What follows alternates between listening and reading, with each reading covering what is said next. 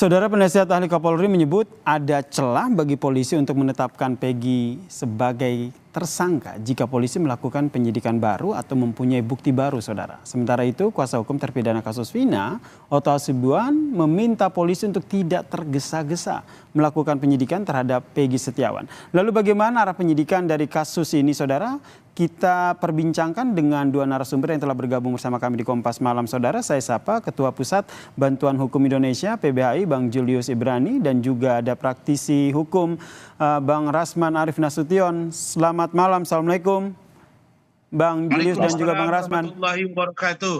Saya ke Bang Rasman dulu, Bang Rasman. Ini dari penasihat Kapolri bilang bahwa sebenarnya ada peluang begitu untuk kembali menetapkan Peggy Setiawan karena jika ada bukti baru ataupun penyidikan baru. Anda melihatnya seperti apa? Baik, terima kasih. Pertama saya appreciate ya, salah satu media nasional yang selalu mengawal kasus Vina dan Eki ini dan sangat-sangat netral adalah termasuk Kompas TV.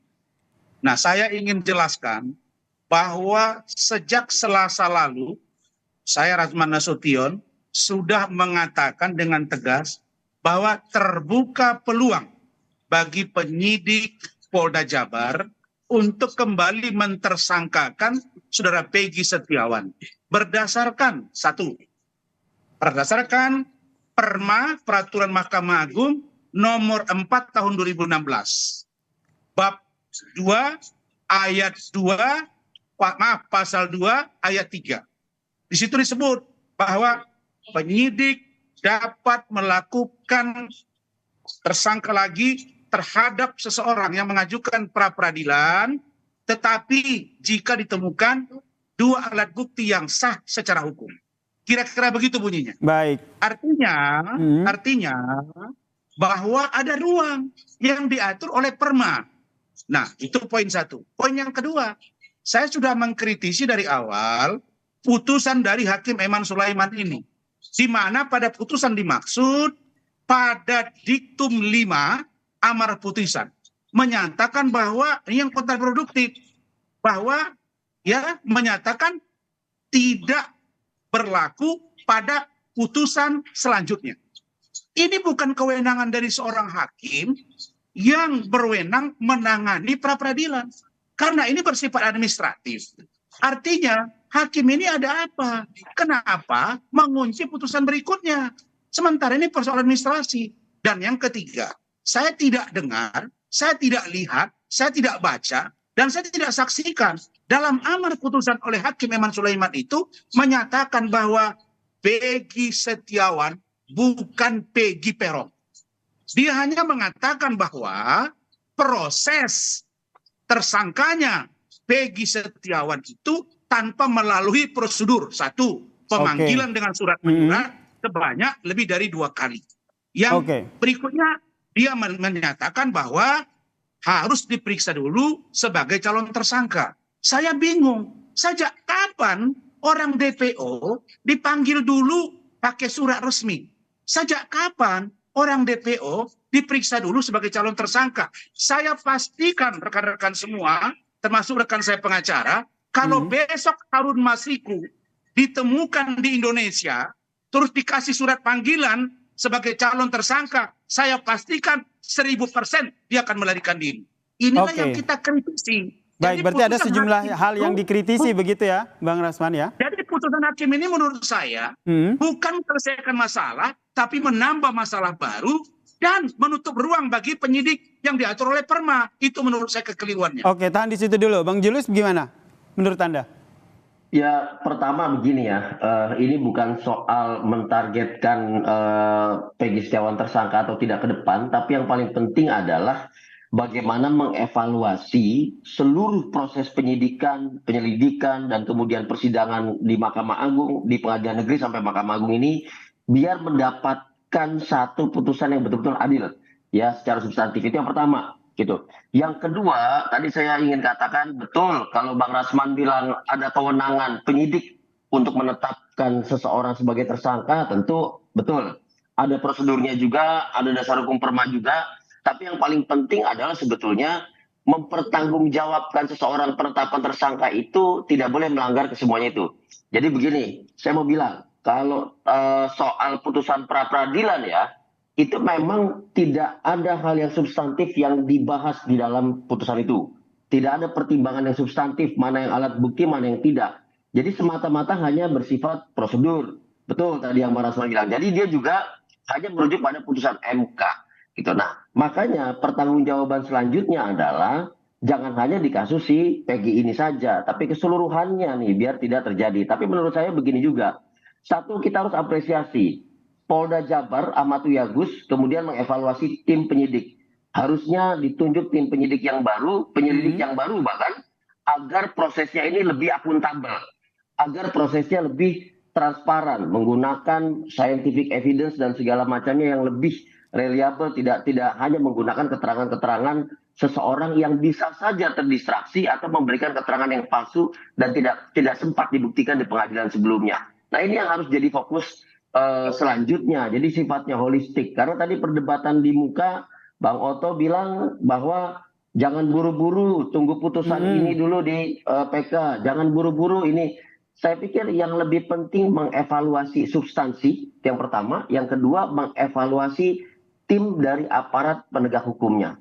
Nah, yang ketiga adalah mengevaluasi seluruh alat bukti. Jadi tidak ragu-ragu lagi. Dan saya pikir kalau dibilang menetapkan tersangka harus memeriksa seseorang atau tidak, ya kalau orangnya kabur DPO tidak mungkin bisa diperiksa. Tetapi ketika dia tertangkap pada saat DPO, bisa diperiksa dulu sebagai saksi untuk langsung kemudian dinaikkan sebagai tersangka.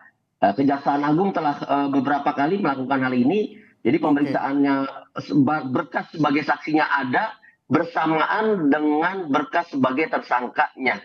Jadi sebetulnya prosedur itu bisa di lapangan pada saat praktik bisa saja disesuaikan dengan kebutuhan dan kondisi, utamanya dalam hal yang ditargetkan, yang akan ditersangkakan adalah seorang yang DPO yang tidak mungkin dipanggil secara wajar lewat surat menyurat. Gitu. Oke, berarti memang ada sejumlah evaluasi yang sebenarnya harus dilakukan. Jika kita berbicara soal evaluasi, berarti yang dilakukan sebelumnya ada sejumlah catatan begitu menurut Anda?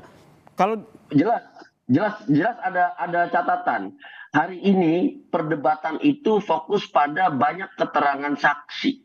Nah, padahal dari alat bukti itu bukan hanya keterangan saksi, tapi ada alat bukti yang lain yang juga diperdebatkan kemarin oleh Bang Rasman, Bang Johnson dan yang lain adalah alat-alat bukti yang dapat menunjang itu. Misalnya apa?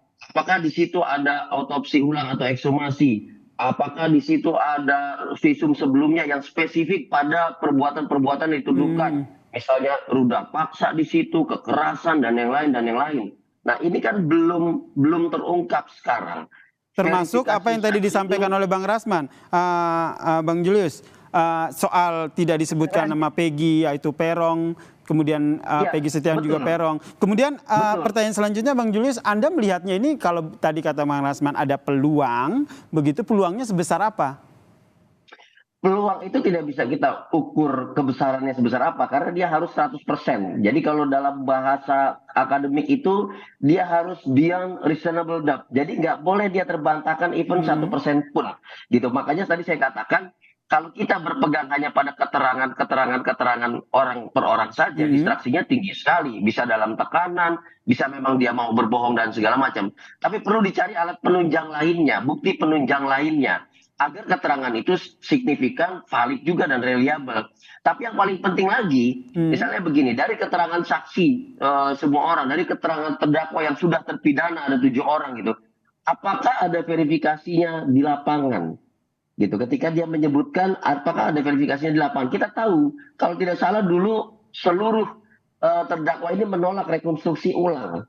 Artinya kan dia tidak maksimal di situ. Jadi mesti banyak pertanyaan. Harusnya tidak ada satu celah pun yang kurang dalam setiap proses.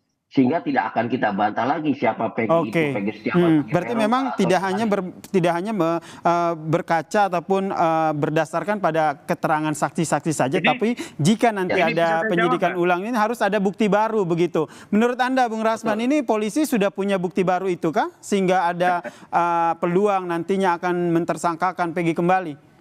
Iya, menurut saya peluang itu sangat terbuka jelas, terbuka lebar, terang benderang.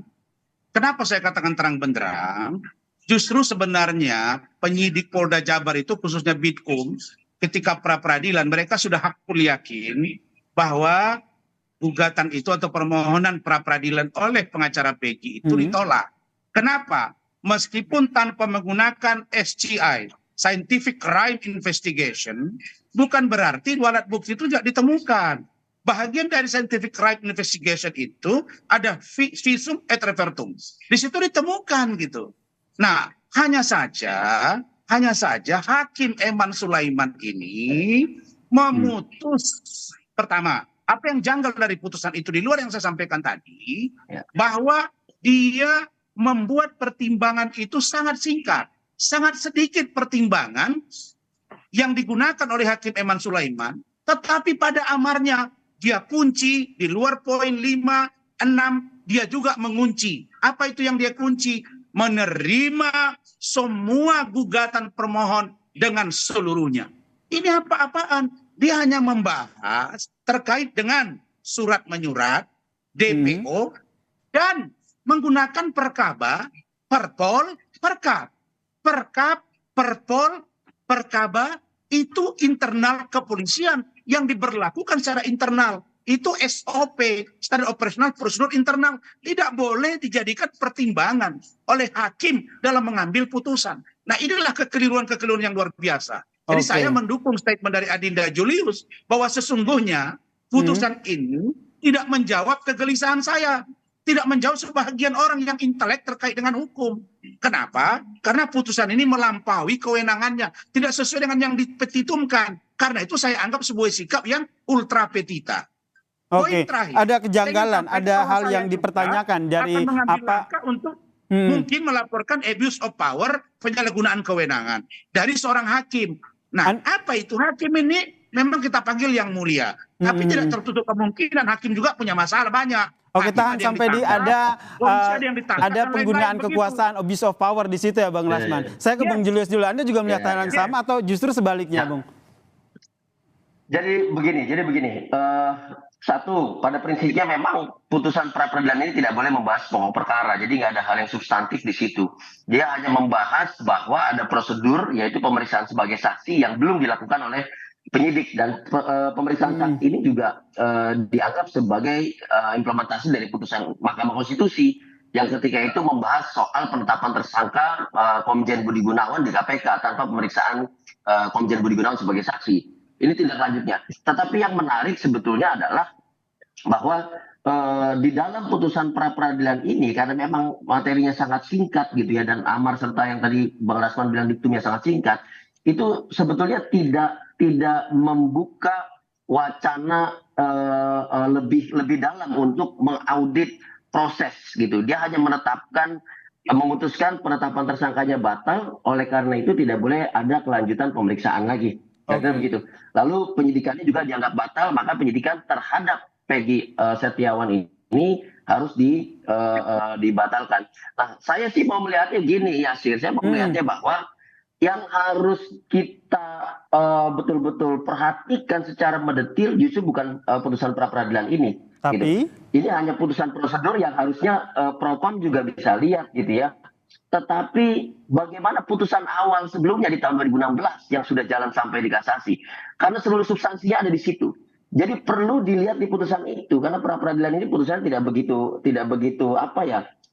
begitu menggali dan menganalisis banyak hal karena dia tidak menyentuh substansi. Maka ini penting.